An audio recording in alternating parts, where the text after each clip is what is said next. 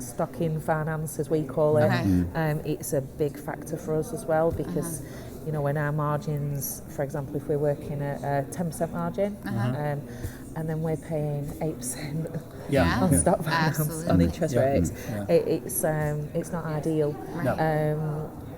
I mean, that's we make a little bit more than 10%, but it's a huge chunk when we're used to paying 3%, 4%. It's a huge consideration, and it's a barrier for us to grow and increase. And it's a massive difference. We were talking, Sarah, weren't we? And we suddenly twigged that you guys over here have a very different system to the UK. So dealers like Joe here have to buy their stock. Up to a certain type.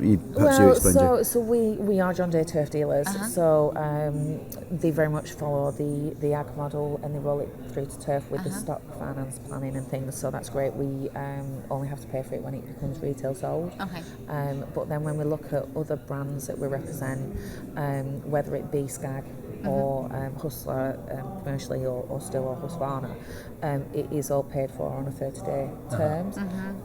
But you do really only have a handful of the manufacturers that we represent will come to us with winter stocking orders, which to this day I still can't see any advantage to a dealer.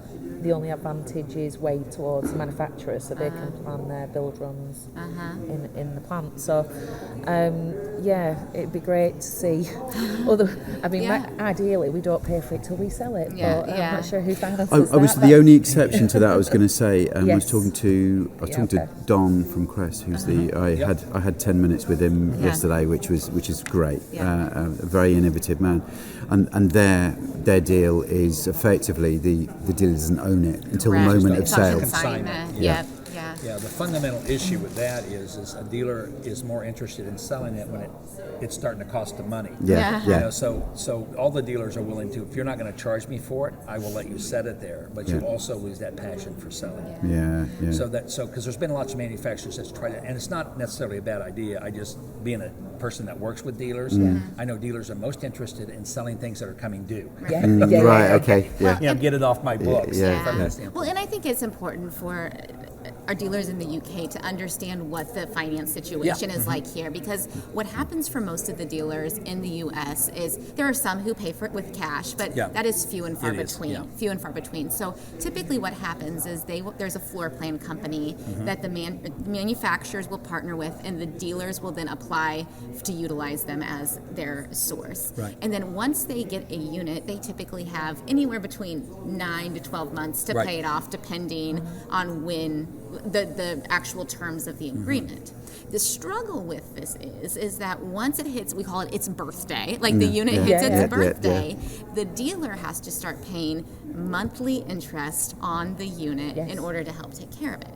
And what we've been seeing over and over this last year, which is I mean, worse than anything I think I've seen in a very long time when it comes to this, is that the interest payments that our dealers are having to make are becoming massive. I mean, to the tune of $40,000, $50,000, $60,000 a month in interest payments, and it's for some of them just debilitating. Like it can become debilitating, and it's the space where our dealers are having to knock down margins so low to get rid of it because we just need it off the books. And on the manufacturer side, they have more inventory than they've ever had before sitting on their lots, and so they're pushing that towards their dealers as well. And so there's some manufacturers who are coming to the table and saying, hey, let's figure out how to deal with this together. But again, I'd say that's the exception rather than the rule. Yeah, it is. And it's like, say, it depends upon the manufacturer, but it can be anywhere between 9 months and 12 months. And so when they come to a show like this and put in an order, most of them will have the season to sell it before it actually comes due.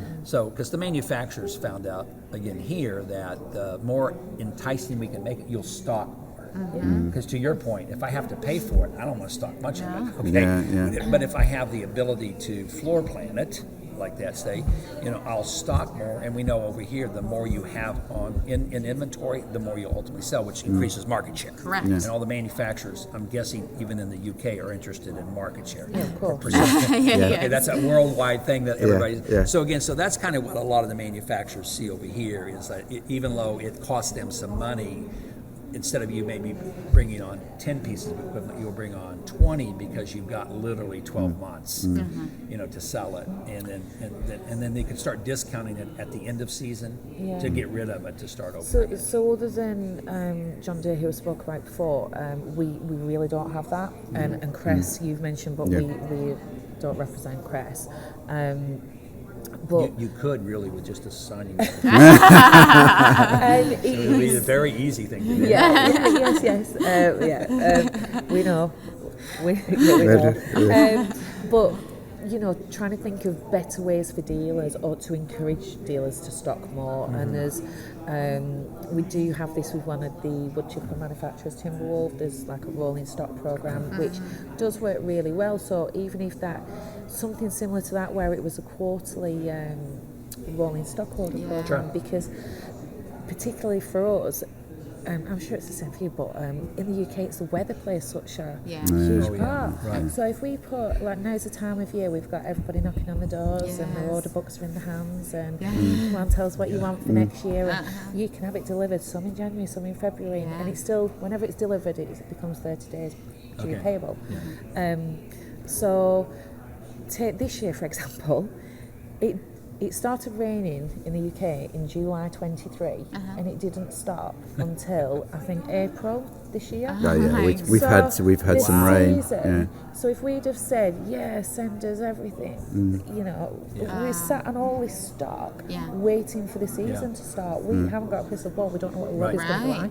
Yeah, it'd probably be wet, but if we had a quarterly program rather than an annual way to do it, it'd be a lot better. It'd be a lot more dynamic for us as well, to be able to place more dynamic orders to what the weather conditions are at that time. There are some manufacturers over here, and they call them term banks over here. So let's say that I'm a manufacturer and you have, let's say, 9 months of term, so you don't pay anything for 9 months, but you sell 10 units, right, within 3 months, and so those units would still have 6 months available term on them, and you can actually bank those 6 months and use them on something else. And what manufacturers find is then it may allow you to take on a little bit more riskier product, because you sit here and say, I could literally, because I've sold things in before that they were due, before interest had to start accruing on, the manufacturer will let you bank those terms, and then you could use them one time. You can't keep using on the same piece of equipment,